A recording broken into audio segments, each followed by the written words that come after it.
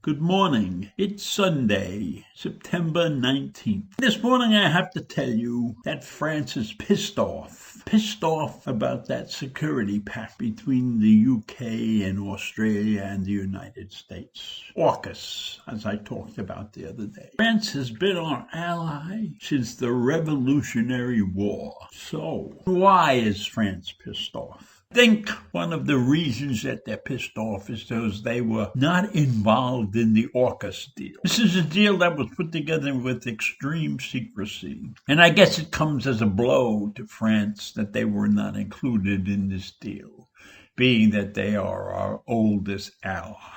So maybe that has something to do with it.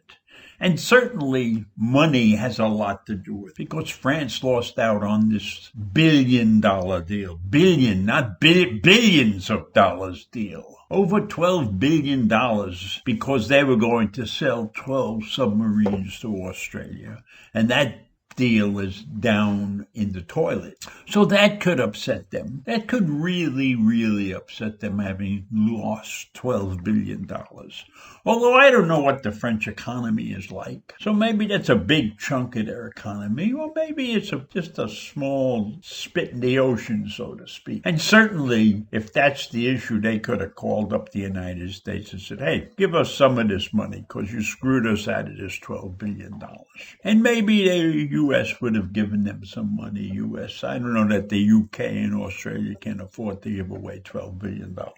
But we certainly could give them $12 billion. That's a drop in our bucket. We just put it into the infrastructure package. Add another $12 billion line in the infrastructure package, and France would be happy. But in the meanwhile, they recalled their ambassadors, and that's a slap in the face to the United States, and maybe that's all they intended to do, was embarrass us in some way, shape, or form. And of course, the French President Macron is not happy about this whole deal because he probably feels insulted that he wasn't included in this deal. Because this is a big deal. It's a very important step, and maybe there are things that France has been doing over the past couple of years that have upset the UK and have upset Australia. Although Australia is so far out there in the Indo-Pacific that I don't know if things going on in Europe would necessarily upset them that much. But it's not good. It's not good publicity to have a nation withdraw their ambassadors and their envoys to another country. And the other thing is, we're sure that they'll come back, but we don't know how long that will take. So meanwhile, we're stuck with this particular situation. Now, there have been other times when France has been pissed off at us. They disagreed with us when we went into Iraq. They never pulled their ambassadors over that. And that might have been even, had they done that, that might have been a good thing for us. Maybe we would have waken up and gotten the hell out of that region and saved ourselves 20 years of aggravation in Afghanistan, too. Right now, we have lost the French ambassadors and some envoys. And the French officials already canceled a big event in Washington and Baltimore this weekend that was meant to celebrate Franco-American ties. So we don't know how long this is going to last.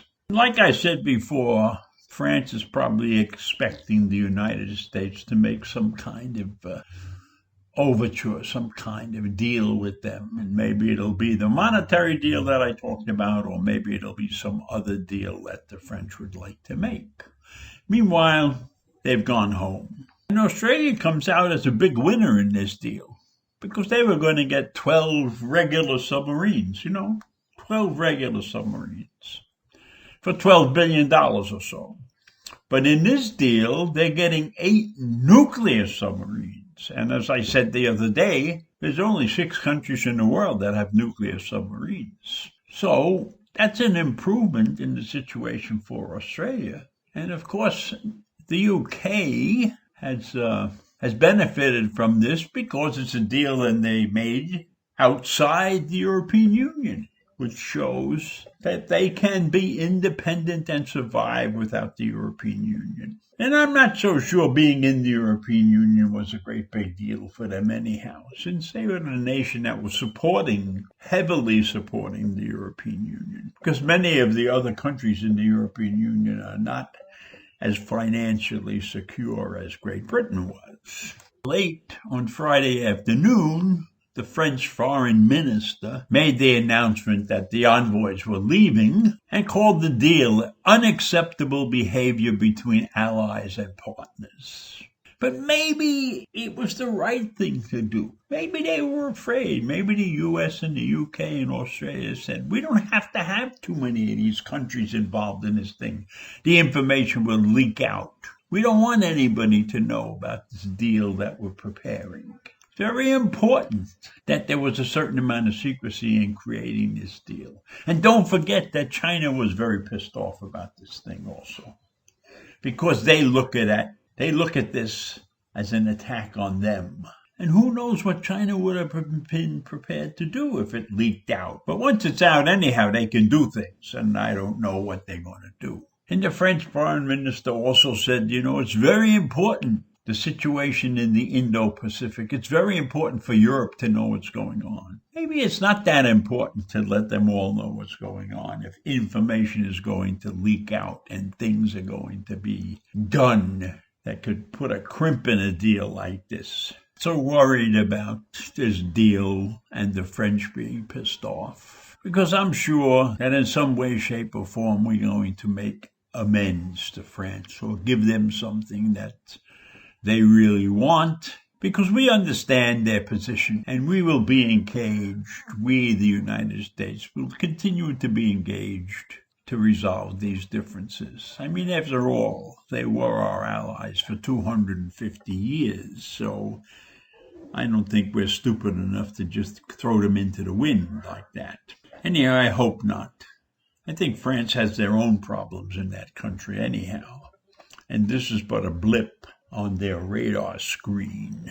While they're pissed off at us, I don't think it's going to last forever, because they need us and we need them, and Australia and the UK certainly don't want to be on the outs with France for a long time. In Europe, the rest of Europe doesn't seem to be all that upset with this deal. And in the bottom line, that most of these people in Europe just know that the French are really pissed off about the $12 billion and not about anything else in this deal. So that's enough for today. Just a little twist in the wind, so to speak. And I'll see you in the morning. Bye.